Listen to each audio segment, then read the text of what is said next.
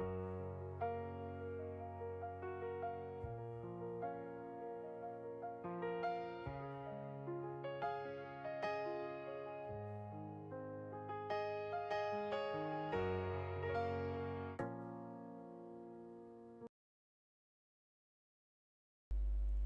teman-temanku semuanya, dimanapun kalian berada. Semoga teman-teman selalu dalam keadaan yang sehat dan selalu dimudahkan dalam mencari rezeki. Berjumpa kembali dengan channel Ruang Imajinasi, channel yang berisikan tentang konten cerita romantis yang diberi latar belakang berupa video pemandangan alam. Pada kali ini di hari Kamis tanggal 15 Januari tahun 2026. Kali ini saya menghadirkan part ke-9 ya teman-teman. Jadi saya ingatkan untuk membaca cerita sebelumnya agar tahu dan jelas sama alur ceritanya.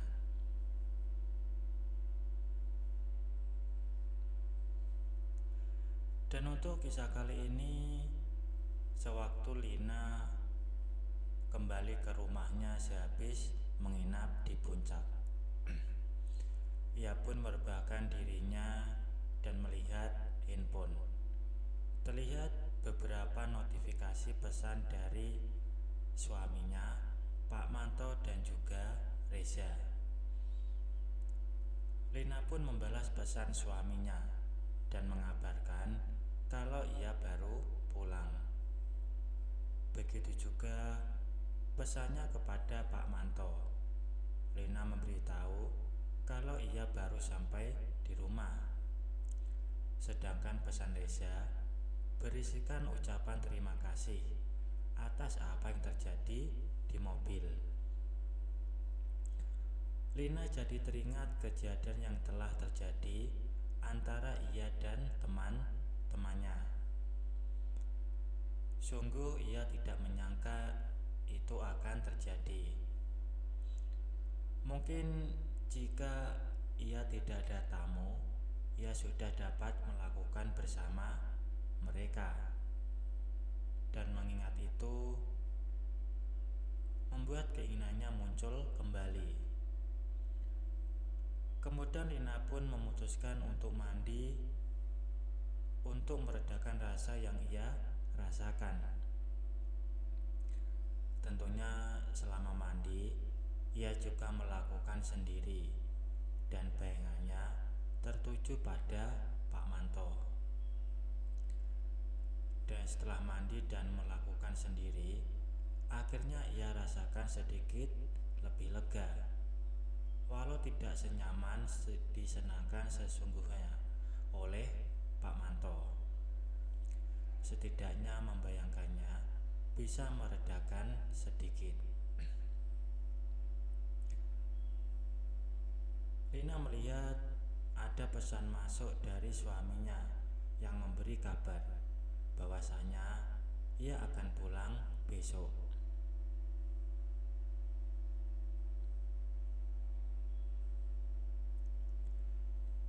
Dan selain pesan dari suami, ia pun membalas pesan dari Pak Manto. Lina sebenarnya menyuruh Pak Manto untuk datang ke rumah karena sudah 2 hari rumah ditinggal dan terlihat kotor.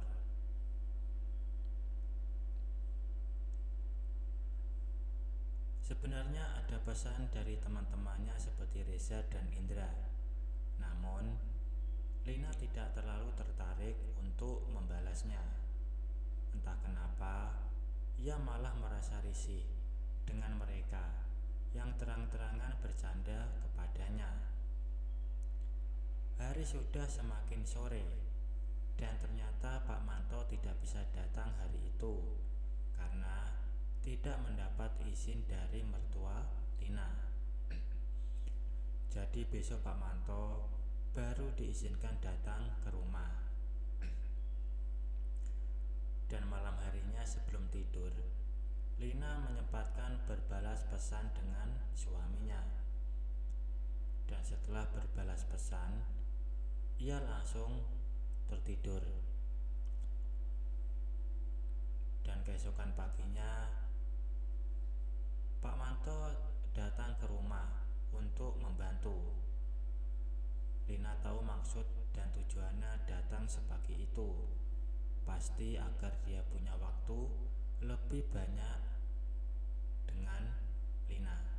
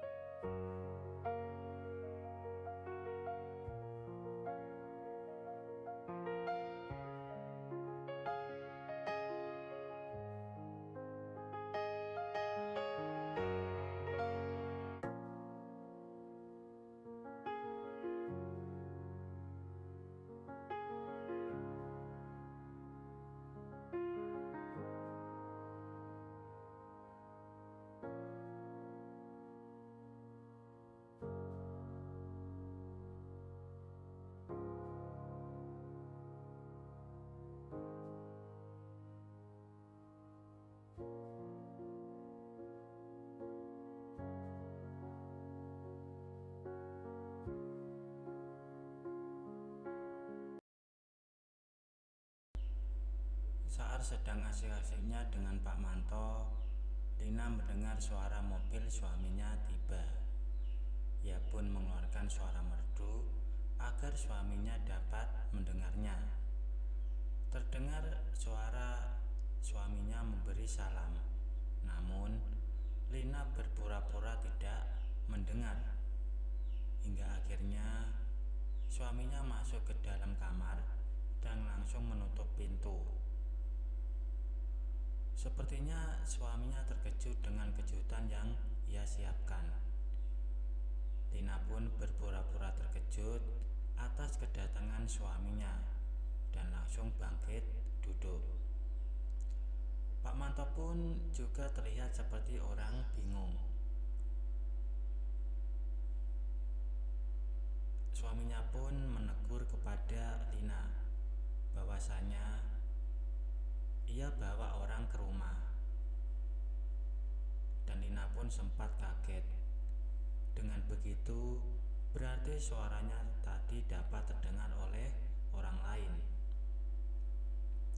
Akhirnya Lina pun berbenah. Suaminya langsung keluar kamar dan Lina pun menyusulnya. Pak Manto hanya terlihat bingung harus apa, dan akhirnya dia juga berbenah kembali. Sebelum berlalu untuk membuatkan minuman, Lina sempat bersalaman dengan orang itu. Terlihat sudah cukup tua, mungkin tidak jauh berbeda dengan Pak Manto. Setelah Lina membuatkan minuman untuk tamu suaminya mengenalkan pada orang tersebut, yang ternyata ia adalah OB di kantor suaminya yang bernama Pak Surip.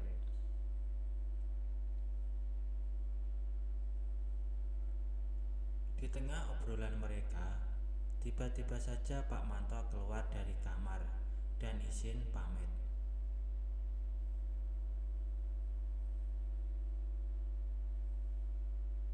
Melihat itu, Lina pun merasakan wajahnya memerah menahan rasa malu. Dan setelah perbincangan yang cukup lama, akhirnya suaminya dan Pak Surip pergi.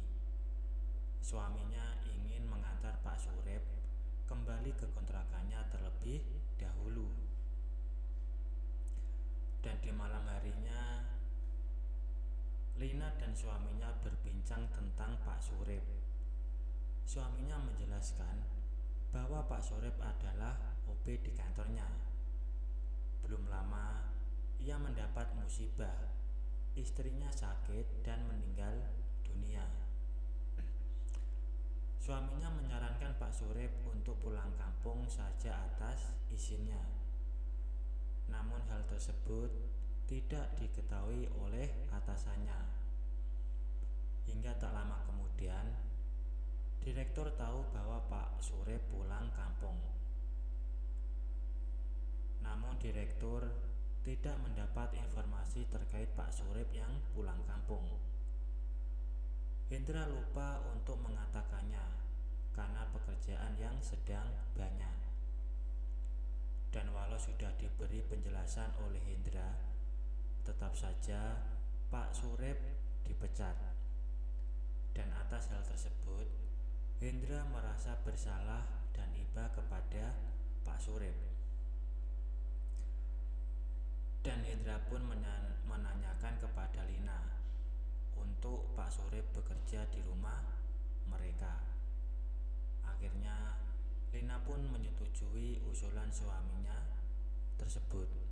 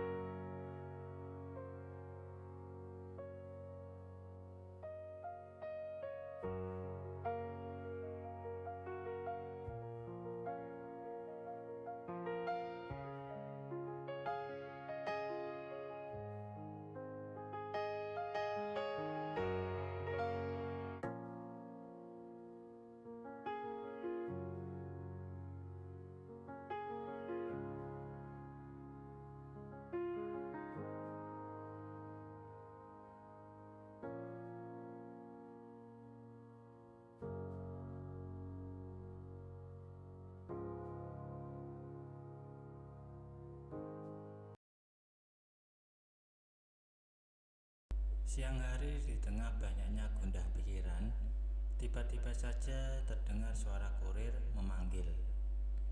Lina baru ingat kalau suaminya membelikannya pakaian yang menurutnya unik. Lina pun keluar menemuinya. kurir tersebut tersenyum ramah pada Lina. Kurir tersebut langsung memberikan paketnya kepada Lina dan mengambil foto sebagai bukti penyerahan. Segera Lina pun membuka paket tersebut dan ternyata cukup banyak pakaian unik yang dibeli oleh suaminya. Selain itu, ada untuk olahraga dan beberapa daster. Kemudian Lina pun mengirim pesan kepada suaminya bahwa paketnya sudah sampai. Saat akan mencoba pakaian tersebut, tiba-tiba saja pikiran lain muncul kembali di otaknya. Lina ingin Pak Manto menjadi yang pertama melihat Lina memakai pakaian unik itu secara langsung. Akhirnya ia pun menghubungi Pak Manto untuk datang. Dan tak butuh waktu lama, Pak Manto sudah datang dan langsung berjalan ke belakang. Lina memberi Pak Manto bahwasanya ia disuruh bukan untuk membersihkan rumah, tapi minta tolong untuk memfoto karena ia telah diberikan baju oleh suaminya dan foto tersebut nantinya bakal dikirim ke suaminya.